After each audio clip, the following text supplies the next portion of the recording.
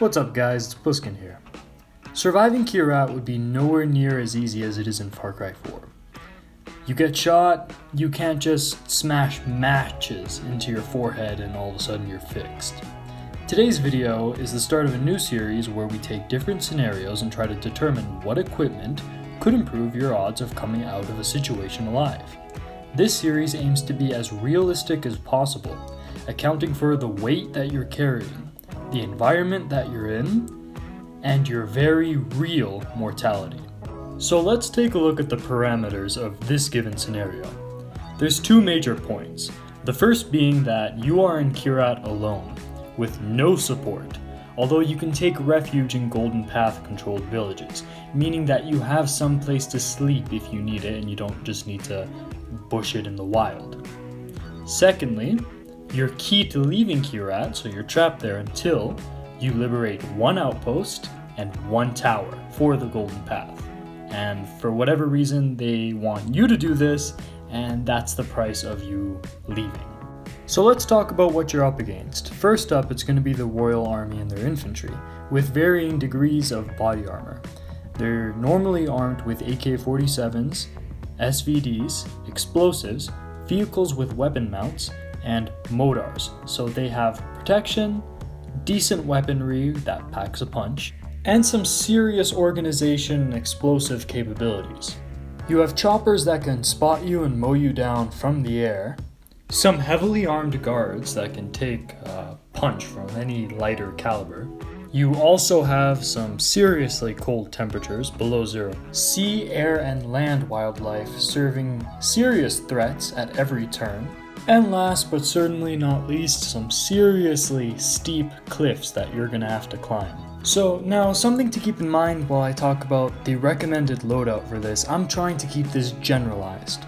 So I'm trying to put our weight, or at least the goal for the weight that we're gonna be carrying, at around 25 pounds because I feel that reflects the base necessary strength to be able to navigate and climb and deal with everything KYRAT has to throw at you. So that being said, what should you pack to survive KYRAT?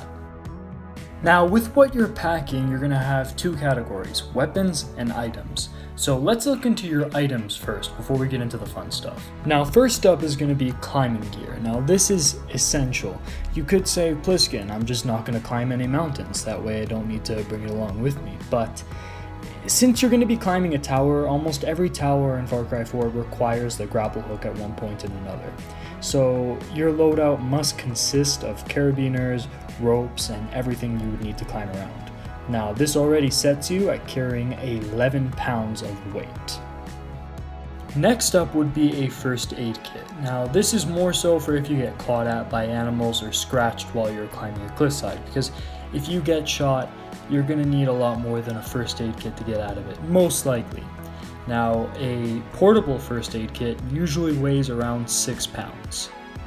Next up, you're going to need some winter gear. This includes boots, a hat, maybe even a mask, a coat, sweaters, heavy pants, because KYRAT's cold. You might end up in one of the colder regions, you might not, but it's still cold enough where you're going to need a jacket, and it's best to be prepared. So a full-on outfit that would keep you alive in winter scenarios would be around 2.5 pounds.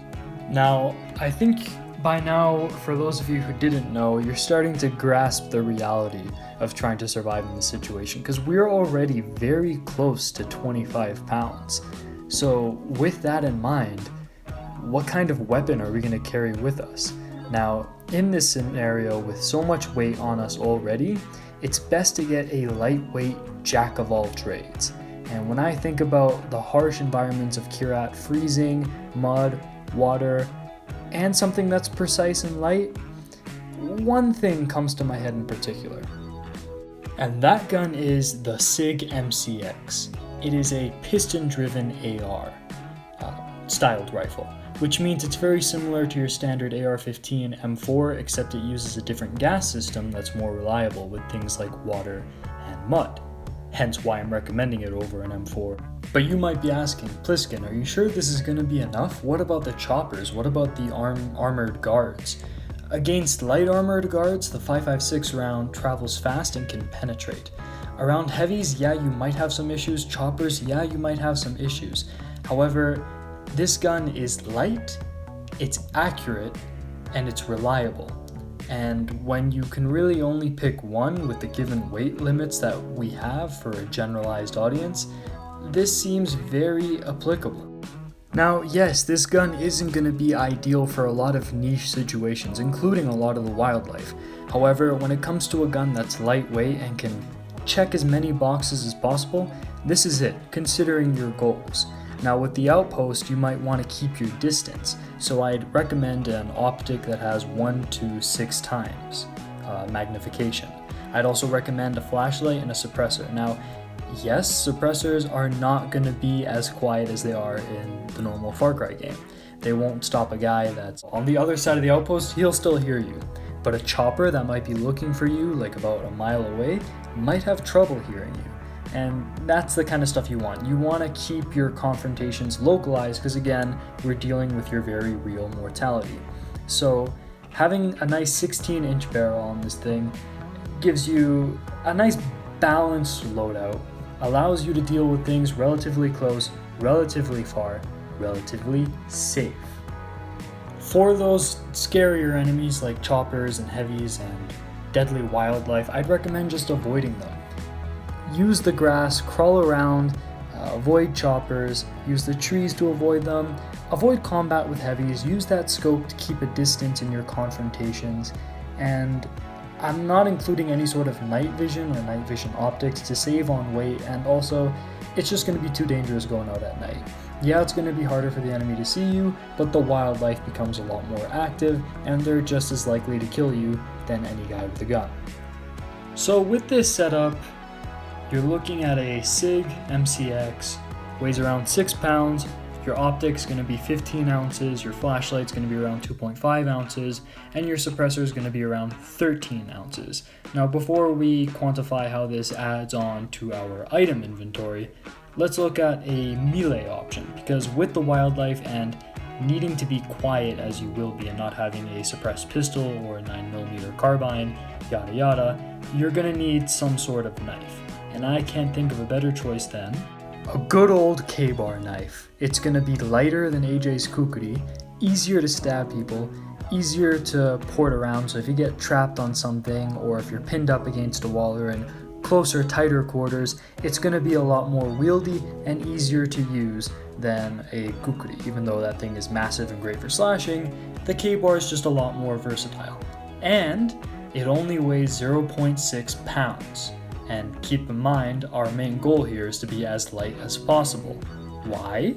Because climbing and swimming becomes way harder with more weight added, and I might be able to add more, you might be able to add more, but the average viewer probably won't be able to carry more than 25. So let's tally up all of our equipment, which at this point I feel like a lot of you are going to be saying, Pliskin, this is nothing, this isn't enough to survive through it. Let's tally up all this and see how much it weighs. Now, even with me being extremely reserved with what we are carrying, this all adds up to be 29.5 pounds over our goal weight. So I hope this gives you an idea of how much this stuff weighs and how, unlike Far Cry 4, you won't be able to carry a Vector, a 50 BMG, a shotgun, and all this stuff on you. To actually survive and get around through KYRAT, even if it's just doing a fraction of what you do in the game, you are going to have to cut down on how much you are carrying.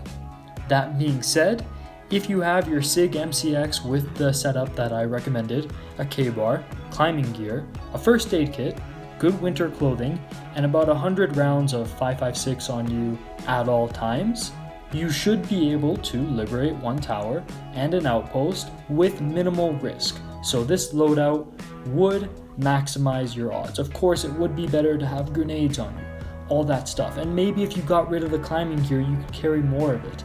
But here's the thing, that climbing gear is so essential, and that's what holds us down. And it's very specific to KYRAT. So, that being said, do you guys agree with me? Do you disagree? Do you have a better loadout you could recommend? Please let me know in the comments below. Alright guys, this has been Pliskin. I hope you enjoyed this. I'm going to be going over other scenarios that aren't as reliant on climbing gear, and maybe we can have a little more fun with what we bring with us. Stay safe, stay quarantined, over and out.